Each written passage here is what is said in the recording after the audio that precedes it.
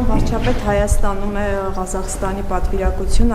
արտգործնախարարը, ես կուզեի իմանալ արդյոք ղազախական կողմը Հայաստանի հետ բանակցությունների օրակարգում ունի, այս այցի ընթացքում ունի երկաթուղու կառավարման փոփոխության հարցի շուրջ քննարկում, այսինքն այս հարցը արդյոք ներառված է այս այցի օրակարգում, եւ եթե այո, դուք այսինքն պատրաստվում եք անկախ Ռուսաստանի դիրքորոշումից միևնույն է ղազախական կողմի հետ քննարկել կառավարումը ղազախական կողմին հանձնելու հարցը եւ մինչեւ Հայաստան ժամանելը նաեւ Բաքվում են եղել ղազախ պաշտոնյաները, ես ուզում եմ իմանալ, այնտեղ հայտարարվեց, որ Ադրբեջանի նախագահի հետ քննարկվել է թրիփի իրագործման հեռանկարները, թրիփը ըստ էության հայ-ամերիկյան նախագիծ է, կխնդրեի բացատրեիք, ինչ են քննարկում օրինակ Ադրբեջանն ու ձեզ հայտնի է, ինչ կարող են քննարկել Ադրբեջանն ու ղազախական կողմը թրիփի իրագործման հեռանկարների վերաբերյալ։ Նախ առաջին հարցի հետ կապված մենք Ռուսաստանի թիկունքում որևէ բան չենք պատրաստվում անել եւ ի հեճուկս Ռուսաստանի Դաշնության համենայն դեպս այս փուլում, քանի դեռ երկխոսության հնարավորությունները լայն են եւ բաց են, մենք շարունակելու ենք աշխատանքը, իսկ Ղազախստանը օգոստոսից ի վեր չի թաքցրել իր հետաքրքրությունը թրիփի վերաբերյալ, ինչ կարող է նրանց հետաքրքրել։ Սա միջազգային հաղորդակցության նոր ուղի է բացվում եւ գիտեք, որ Ղազախստանը միջազգային տրանսպորտային ոլորտի խոշոր խաղացողներից է, խոշոր դերակատարներից է, մասնավորապես Չինաստանից եւ դեպի Չինաստան ապրանքների հոսքի առումով եւ Ղազախստանի մեր գործընկերները այդ հարցը մենք նաեւ իմ այցի ընթացքում ենք քննարկել, փորձում են հասկանալ առավել առարկայական, թե տրանսպորտային ինչ հնարավորություններ են բացվում եւ ինչպես է դա անդրադառնալու եւ ինչ նոր հնարավորություններ են բացվում իրենց համար եւ այս թեմայով Ղազախստանը միակ երկիրը չի ակնհայտորեն որ հետաքրքրված է բազմաթիվ երկրներ հետաքրքրված են եւ մենք այսինքն հրապարակային process է գնում եւ մենք չենք պատրաստվում բնականաբար թաքցնել մեր գործընկերներից եւ բնականաբար մենք այդ թվում Ղազախստանին պիտի հրավիրենք պատրաստ լինել Հայաստանով անցնող տարանցիկ ուղիները օգտագործել իրենց արտահանումների, ներկրումների եւ իրենց կողմից մատուցվող տրանսպորտային ծառայությունների շղթայի մեջ դիտելու համար, որովհետեւ տրանսպորտի ոլորտի եթե այդպես ասենք բիզնեսը, որը մասնավոր է, բայց իհարկե պետությունը նաեւ որոշակի դեր ունի, ինքը չի կարող առանձին վերցրած կտորով լինել,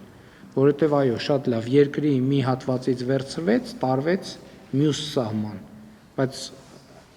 ի շարունակություն պետք է լինի գործընկերություն ամուր, որպեսզի այդ հատվածը աշխատի։ Կարողացա ասել ինչ է։ Մեր օրակարգ այն է, ինչ որ ասացի։ Իսկ երկաթուղու հետ կապված հարցը ընդհանրական պարզ է, հրապարակային քննարկվող հարց է, հնարավոր է նաև այդ հարցին անդրադարձ լինի, բայց Ռուսաստանի թիկունքում որևէ քննարկում տեղի չի ունենում։ Շնորհակալություն Տիկին Գալստյան։ Ադրբեջանական կողմի հետ թրիփումներ դրումներ եք քննարկում Ղազախստանը։ Ոչ, ադրբեջանական կողմի հետ ես ասեցի, որ տրանսպորտը որևէ երկիր իր մի սահմանից ապրանքը վերցնում է, տանում է մյուս սահման, չէ՞, այսինքն Չինաստանից վերցնում է, ենթադրենք տանում հասցնում է Ադրբեջան։ Իրան հարկավոր է հասկանալ Ադրբեջանով ոնց կարա շարունակվի, ինչ տարբերակներ կան, եւ պարզա որ թրիփը որպես հնարավորություն, որտեղ Ադրբեջանի ճանապարհը այսօր էլ կա, Ադրբեջան, Ադրբեջանից Վրաստան, Վրաստանից Կարս Ախալքալակով կամ Փոթի կամ Բաթումի, այսինքն այդ ճանապարհները կան։ Հիմա մարդիկ ուզում են հասկանալ թրիփ նախագիծը ինչ հնարավորություններ է բացվելու, որպեսզի իրանք էլ իրենց հաճախորդներին առաջարկեն տարբերակներ, այստեղով անցման, այնտեղով անցման, նույնը վերաբերվում է Ադրբեջանին, նույնը վերաբերվում է Հայաստանին, որովհետև թրիփ նախագիծ, եթե թրիփ նախագիծը շատ լավ, Հայաստանի A սահմանային կետից ապրանքը մտավ, հասավ B սահմանային կետ, բա ո՞նց է շարունակվելու։